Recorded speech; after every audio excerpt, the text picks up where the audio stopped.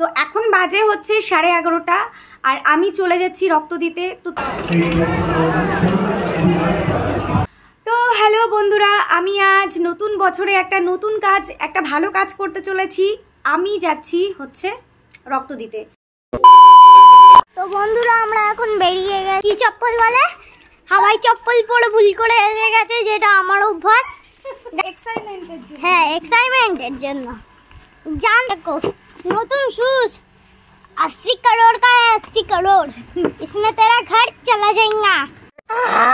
দেখে ছুঁড়ে মারি তো না, ওইভাবে খেতে পারবে না। আমি চলে এসেছি রক্ত দিতে ফাইনালি, যে জায়গা আমাদের আসার কথা ছিল সেই জায়গা। তো আমার এখানে প্রেশার মাপা হচ্ছে, কিন্তু প্রেশার লো বলে আমাকে কিছুক্ষণ ওয়েট করতে বলেছিল। আমি তারপর একটু খেজুর আর একটু দুধ খেয়ে বসেছিলাম আধা ঘন্টা।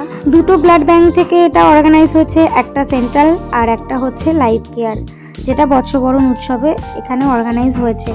তো আমি চলে এসেছি, একটু দুধ আর খেজুর খেয়ে মনে হচ্ছিলো যে একটু বেটার লাগছিলাম, তাই প্রেশার মাপে আবার আমি এখানে চলে এলাম। তো ফাইনালি রক্তটা দেওয়া হয়ে গেল।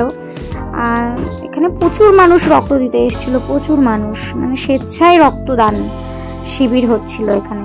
মানে কোনো পয়সা টয়সা কিছু দেওয়া নেওয়ার ব্যাপার না, এখানে স্বেচ্ছায় যে রক্ত দিয়ে চলে এলাম। ওখানে আমি খেয়ে নিয়েছি, যেহেতু মাথাটা দুধ দিয়েছিল, তারপরে স্যুপ দিয়েছিল, পাউরুটি, কলা, এগুলো একটা খোলতো বাবা। দাঁড়া, ওরকম রক্ত দিয়েছি আমি আর আমার হাজব্যান্ড, তাই দুজনের জন্য দুটো বিরিয়ানির। আর ওখানে বসিয়ে খাওয়াচ্ছে মাছ, মাংস, তারপরে যেরকম বিয়ে বাড়ির খাওয়াটা হয় সেই রকমভাবে খাওয়াচ্ছে। তো আমি আর দাঁড়াইনি, কারণ আমার ছোটুর বইটা নিতে হবে। মাথাটাও ঘোরাচ্ছিল একটু হালকা হালকা, যেহেতু প্রেশার লো ছিল। আমার কোনোবার এরকম প্রেশার লো হয় না, কিন্তু এবারে আমার খুব প্রেশারটা লো ছিল।